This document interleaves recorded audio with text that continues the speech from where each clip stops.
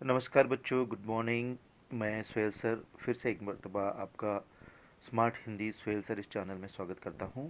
आज हम लोग देखने जा रहे हैं स्पर्श भाग 2 कक्षा 10वीं का ड्रामा कारतूस, इसका सारांश, जिसके लेखक हैं हबीब तनवर। आइए सारांश को समझते हैं। यह पाठ अवध के नवाब जाबाज वजीर अली के ज़िंदगी का एक अंश है। इस नाटक में उस हिस्से को बताया गया है जब वजीर अली अंग्रेज़ों के कैंप में जाकर वहां से अपने लिए कारतूस ले जाता है और अपने बहादुरी का गुणगान अपने दुश्मनों से करवाता है। नाटक के पात्र कर्नल, लेफ्टिनेंट, सिपाही, सवार, सवार मतलब वजीर अली।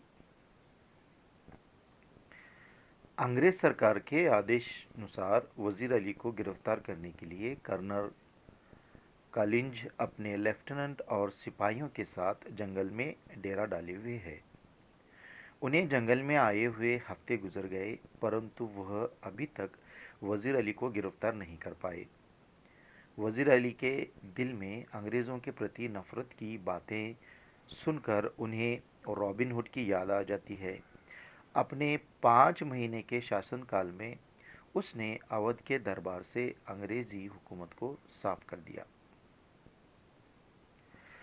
सादत अली सफ़ीउद्दौला का भाई है, साथ ही वजीर अली का दुश्मन भी है। अंग्रेज़ों ने सादत अली को अवध के तख्त पर बैठाया क्योंकि वो अंग्रेज़ों से मिलकर रहता है और ऐश पसंद आदमी है। इसके बदले में सादत अली ने अंग्रेज़ों को आधी दौलत और 10 लाख रुपए नकद दिया। लेफ्टिनेंट कहता है कि सुना है वजीर अली ने अफगानिस्तान के बादशाह शाह जमा को हिंदुस्तान पर हमला करने की दावत दी है। इस पर कर्नल ने कहा कि अफगानिस्तान को हमले की दावत सबसे पहले टीपू सुल्तान ने दी, फिर वजीर अली ने भी उसे दिल्ली बुलाया, फिर शमसुद्दौला ने भी, जो नवाब बंगाल का रिश्तेदार का भाई है और बहुत खतरनाक है। इस तरह पूरे हिंदुस्तान में कंपनी के खिलाफ लहर दौड़ गई है। यदि यह कामयाब हो गई तो लॉर्ड क्लाइव ने बक्सर और प्लासी के युद्ध में जो हासिल किया था वह लॉर्ड वेलेस्ली के हाथों खो देगी। कर्नल पूरी एक फौज लिए वजीर अली का पीछा जंगलों में कर रहा है, परंतु वह पकड़ में नहीं आ रहा है। कर्नल ने वजीर अली द्वारा कंपनी के वकील की हत्या करने का किस्सा सुनाते हुए कहा कि हमने वजीर अली को पद से हटाकर 3 लाख रुपए सालाना देकर बनारस भेज दिया। कुछ महीने बाद गवर्नर जनरल ने उसे कलकत्ता बुलाया।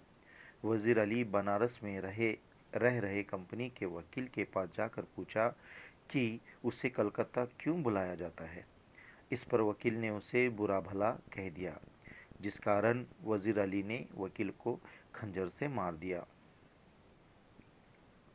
उसके बाद वह अपने कुछ साथियों के साथ आजमगढ़ भाग गया।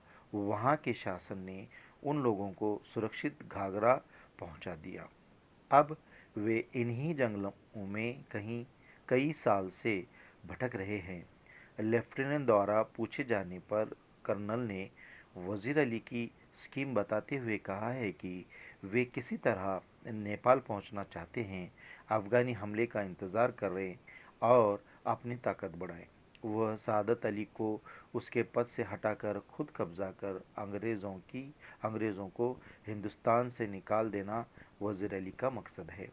लेफ्टिनेंट अपनी शंका जताते हुए कहता है कि हो सकता है कि वे लोग नेपाल पहुंच गए हों, जिस पर कर्नल उसे भरोसा दिलाते हुए बताता है कि अंग्रेज़ों और सादत अली की फ़ौजें बड़ी सख्ती से उनका पीछा कर रही हैं और उन्हें पता है कि वह इन्हीं जंगलों में हैं। तभी एक सिपाही आकर कर्नल को बताता है कि दूर से धूल उड़ती दिखाई दे रही है, लगता है कोई काफिला चला आ रहा है। कर्नल सभी को मुस्तैद रहने का आदेश देता है। लेफ्टिनेंट और कर्नल देखते हैं कि केवल एक ही आदमी है। कर्नल सिपाहियों से उस पर नज़र रखने को कहता है। घुड़सवार उनकी ओर आकर रुक जाता है और इजाज़त लेकर कर्नल से मिलने अंदर जाता है और एकांत की मांग करता है, जिस पर कर्नल सिपाही और लेफ्टिनेंट को बाहर भेज देते हैं। वह कर्नल से कहता है कि वज़ीर अली को पकड़ना कठिन है और कारतूस की मांग करता है। कर्नल उसे कारतूस दे देता है। जब वह कारतूस लेकर जाने लगता है तो कर्नल उससे उसका नाम पूछता है। वह अपना नाम वज़ीर अली बताता है और कारतूस देने के कारण उसकी जान बख्शने की बात कहता है। उसके चले जाने के बाद लेफ्टिनेंट जब पूछता है कि कौन था, तब कर्नल कहता है एक जाबाज सिपाही था। बच्चों, इस ड्रामे का सारांश कुछ इस प्रकार रहा। धन्यवाद।